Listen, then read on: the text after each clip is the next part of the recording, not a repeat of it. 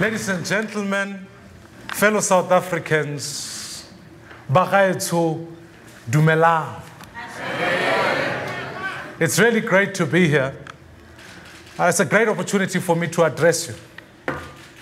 I stand before you as a child of Soweto, a proudly black South African, a son of the African soil. I stand proud to live in a country that is no longer the skunk of the world. Proud that out of the ashes of apartheid, a new nation could arise. I am a product of the Group Areas Act, the Population Registration Act, and the 1913 Land Act. I was born 4 years after the Soweto uprising. But the struggle that began at Morris Isaacson High School was my struggle. And the desire to break down the last vestiges of Bantu education still burns within me. Because, fellow South Africans, Democrats, I cannot be free while our people are still in chains.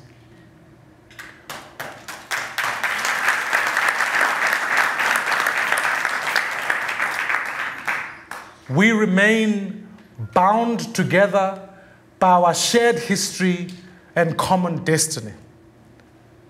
I stand before you as an individual with the right to decide for myself how to think and how to feel. No pencil test can define me or any of us. I am so much more than the color of my skin. But I will never deny who I am and the forces that shape me. I will never forget where I come from. Apartheid may be history, but the racism that nurtured and sustained it continues to this day. South Africans, racism demeans us. All of us, black and white.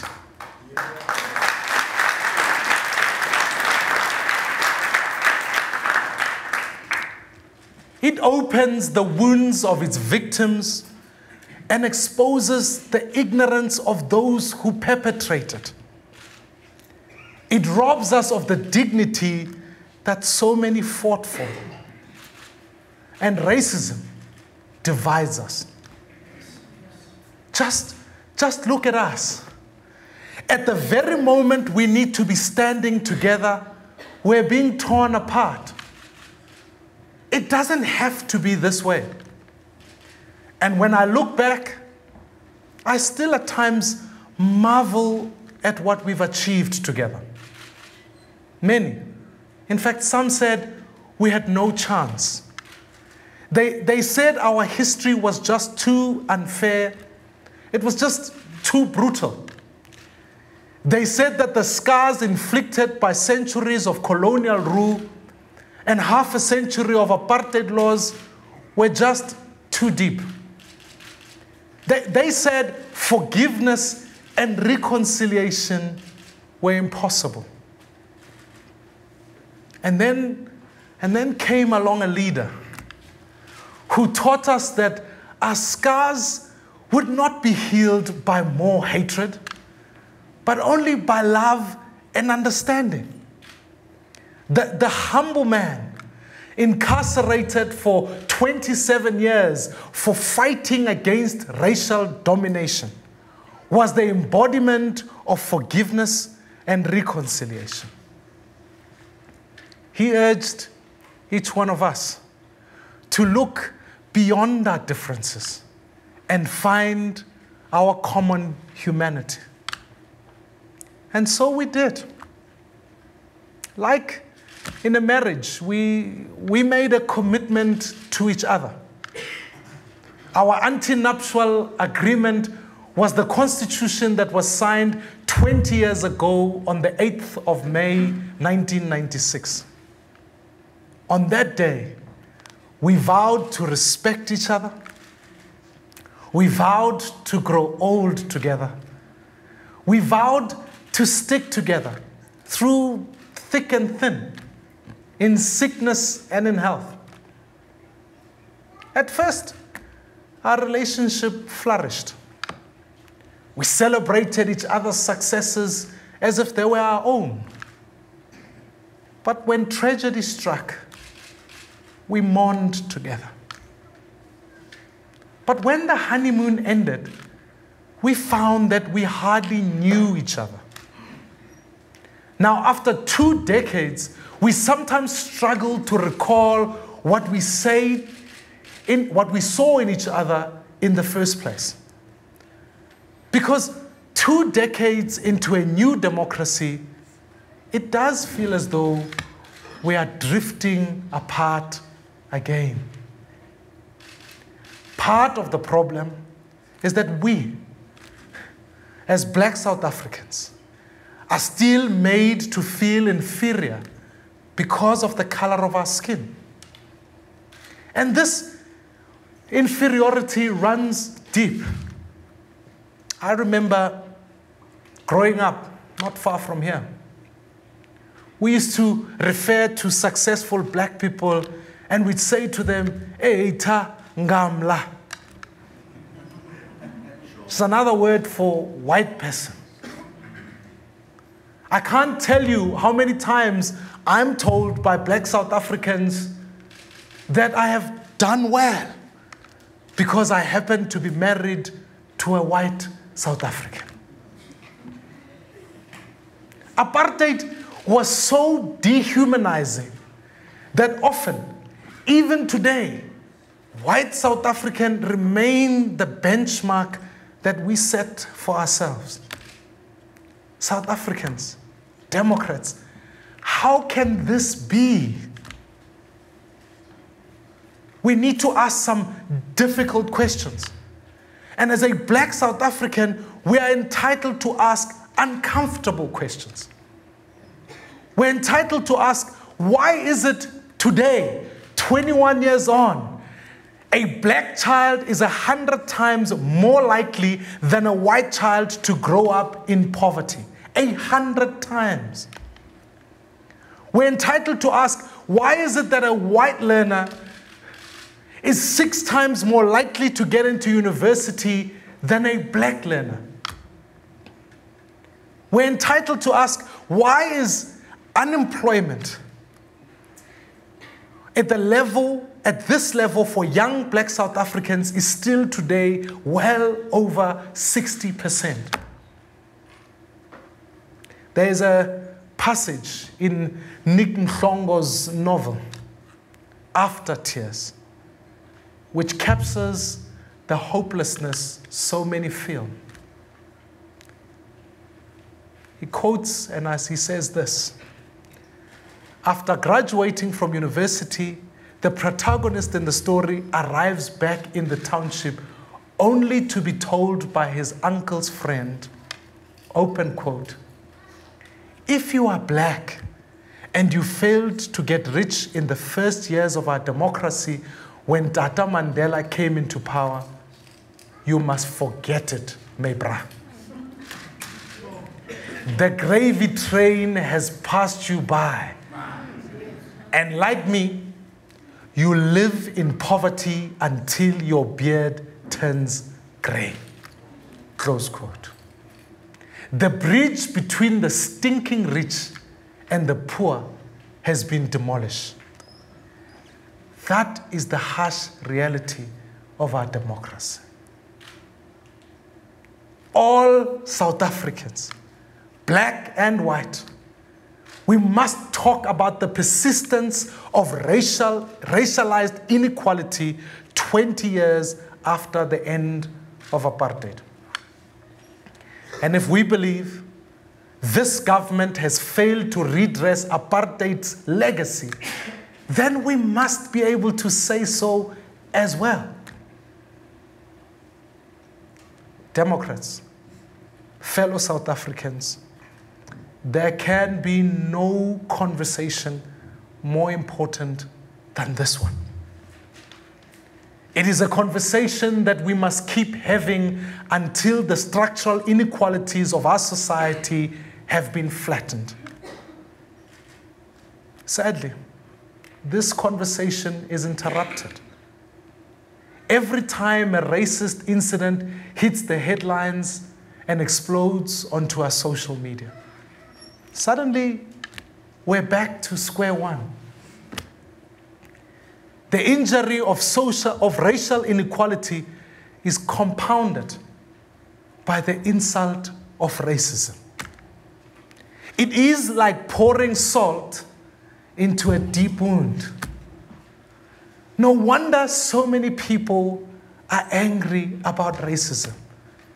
I am one of them.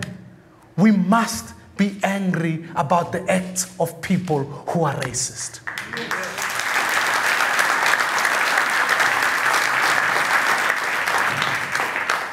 So let me be clear. I want to say this. This far and no further.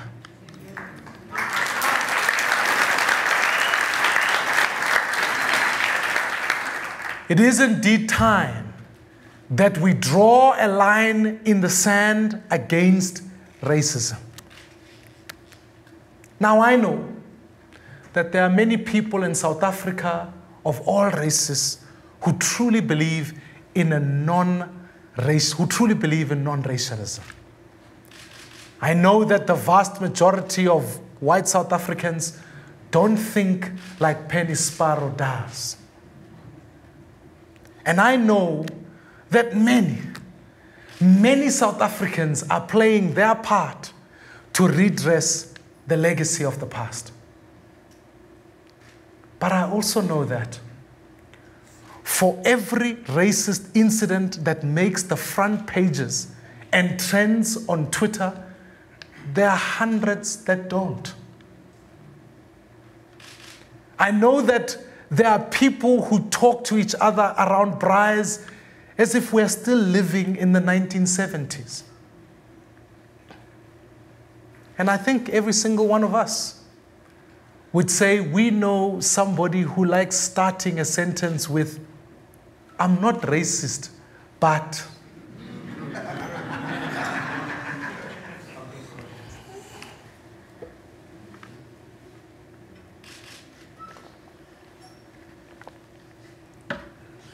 Bagaetsho, every incident of overt racism, there are thousands of instances of casual, everyday racism. It manifests itself in simple ways like talking down to people, laughing when people pronounce an English word differently, not bothering to acknowledge people. In fact, believing somebody's accent is a sign of their intelligence. These, Democrats, are all subtle forms of racial superiority. And it is time we all acknowledge how damaging they are. Because repeated over time, they erode the goodwill that once existed between us. It is equally important to acknowledge that racism is not the preserve of one group. To say that black people are not capable of prejudice is itself a twisted form of racism. As Advocate Thuli Madonsela reminds us, being a victim of systemic racism and structural racial discrimination does not exempt you from being a racist. I could not agree more. You see, we all have the capacity for greatness, but equally so, we all have the capacity for prejudice. That is what equality is about. So, fellow South Africans, Democrats, bagaetsho, I still believe that most people in our country, black and white, feel a deep sense, an abiding sense of a shared destiny. More than anything, they want this imperfect union to succeed. And yet, we're talking past each other. We're not listening to each other. And in fact, when we don't listen, it's like the meaning is lost in translation. It reminds me of a poem penned by Roger McGough entitled, You and I. It goes like this. I explain quietly. You hear me shouting. You try a new tack. I feel old wounds reopen. You see both sides. I see your blinkers. I am placatory.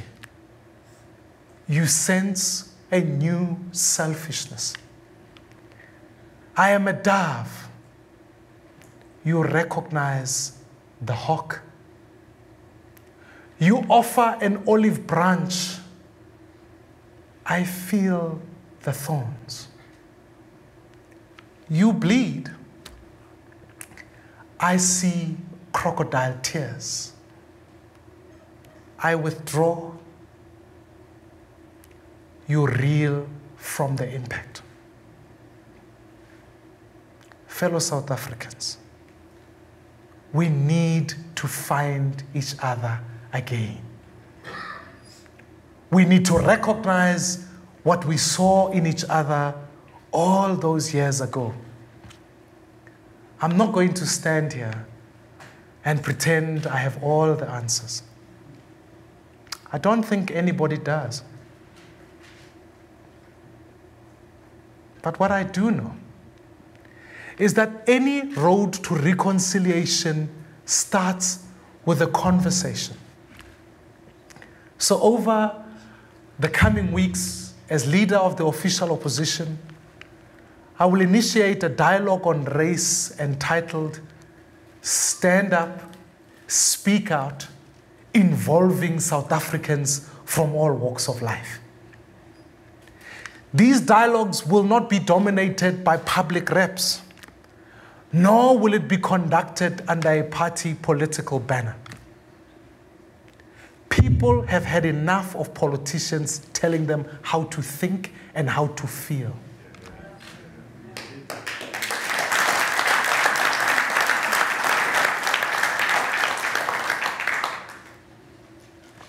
I believe it's time that we allow South Africans to talk for a change. But having said that, as a political leader, I have specific responsibilities that I will not shy from. And as leader of the Democratic Alliance, I'm all too aware of the unique challenges we face as a party. What we're trying to do is being done by very few parties and has been achieved by very few anywhere in the world. We are attempting to bring people together across the color line on the basis of shared values.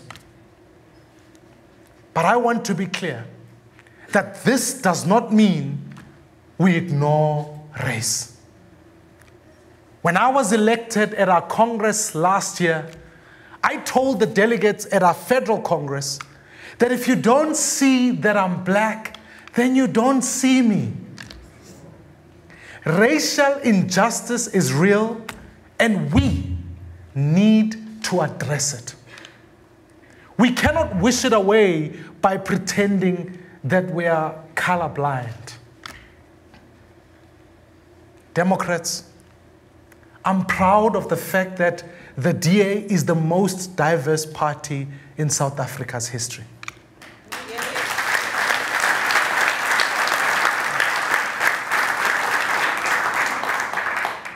I am proud that we stand up for the rights of each individual to be what they want to be, regardless of the color of their skins. But the DA is not perfect. No political party is. And I want to be quite clear about where I stand. We have a duty, all of us, to act against all of those who engage in racial discrimination and racial mobilization.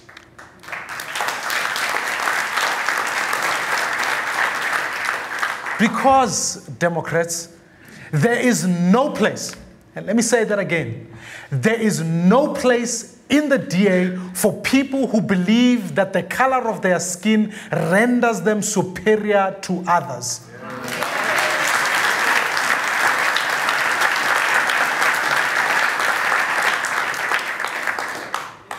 No DA member must be satisfied until we've fundamentally addressed the structural inequality of our society.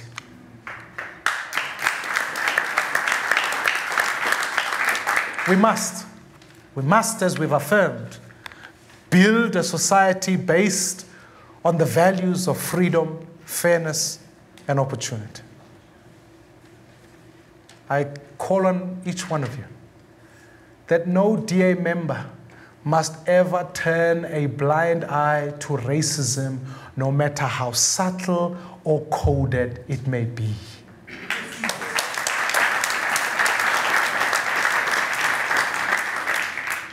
We need to call people out on their behavior, even when confronting them will make us feel uncomfortable. We have a duty to stand up and speak out again for our values. Because racists are not welcome in the DA. Yeah.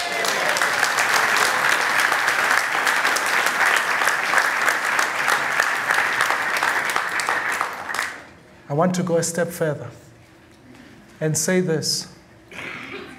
If you are thinking of voting for the DA and you are a racist, please don't vote for us.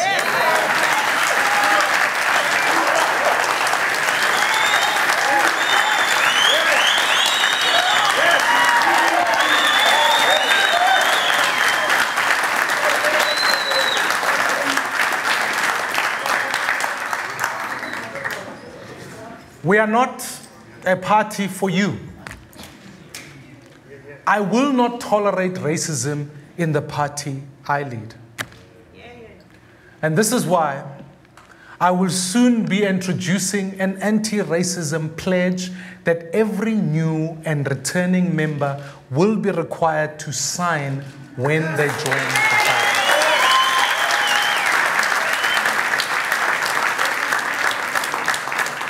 In fact, it will read like this. I pledge to uphold the values of the Constitution, to cherish the vision for a united, non-racial, democratic South Africa, and to nourish this vision in my personal conduct.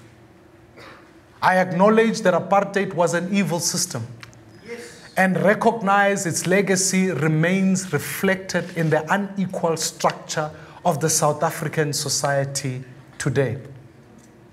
I reject discrimination in all of its forms and pledge to help root it out wherever I encounter it in South Africa. I will not perpetuate racial division and will never undermine the dignity of my fellow South Africans. Instead, I will commit myself to working to overcome inequality and achieving a shared prosperity.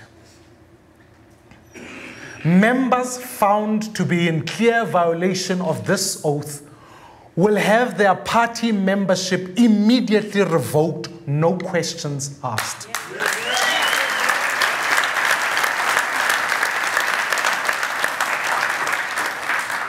Let us, Democrats, send out a message that racism has no place in our politics. The DA may be the most diverse party in South Africa, but we're not diverse enough.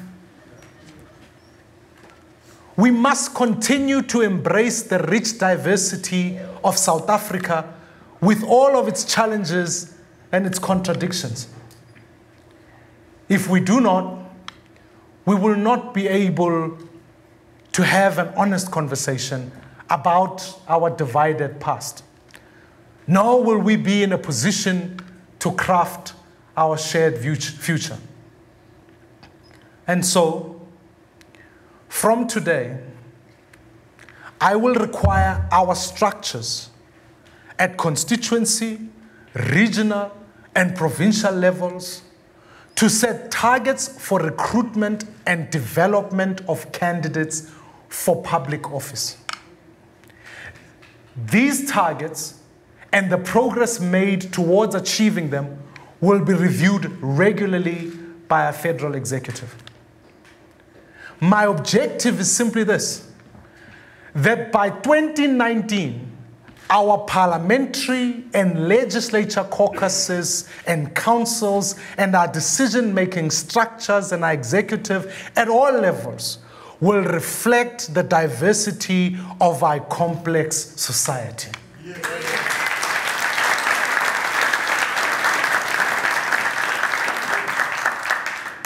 And we will do it without resorting to dehumanizing quotas that reduce human beings to statistics. Finally, in the coming weeks, I will introduce a policy document for adoption at our Federal Council that sets out a vision for a fair South Africa. This is an urgent council, Democrats. It's an important moment for all of us. This document focuses itself as a plan to overcome the structural inequalities that continue to divide us. At the heart of it is the recognition that the majority of Black South Africans remain locked out of opportunity. The policy identifies the key obstacles to redressing this inequality, including our unequal education system, the skewed patterns of land ownership, the uneven access to justice, and the concentration of capital in a few hands. Ultimately, the only way to redress apartheid's legacy is to ensure that every child, no matter what their circumstances is, has the best chance to be what they can be.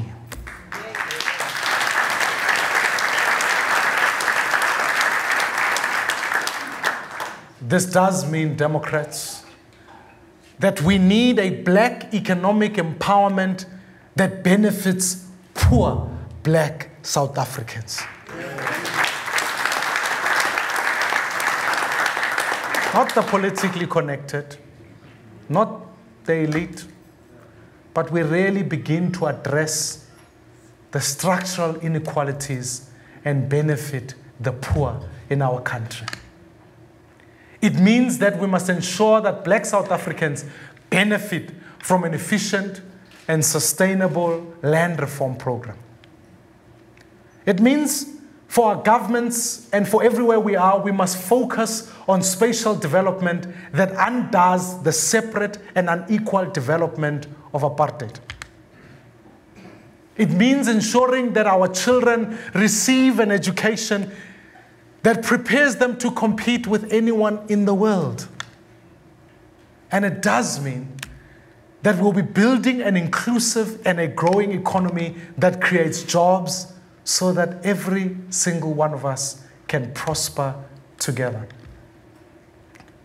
Bagaetsho, fellow Democrats, South Africans, in conclusion, there can be no denying that we stand at a difficult juncture in our history. But I know we can overcome any challenge if we stand together. We have done it before, and we shall do it again. I draw inspiration from the first treason trial in 1956. We must never forget that black, white, Indian, and colored South Africans stood trial together that year. They were united around shared values, the ideals of a non-racial South Africa and the freedom of black South Africans. This struggle we must continue. So I ask you and I invite you, South Africans and Democrats, let us stand together against racism. Let us acknowledge and confront the harsh material realities that so many black South Africans still face. Let us find each other again, and let us build a nation where we can prosper together. And let us go into a future as one people with one shared destiny. Let us live and strive for freedom in South Africa, our beautiful land. I thank you.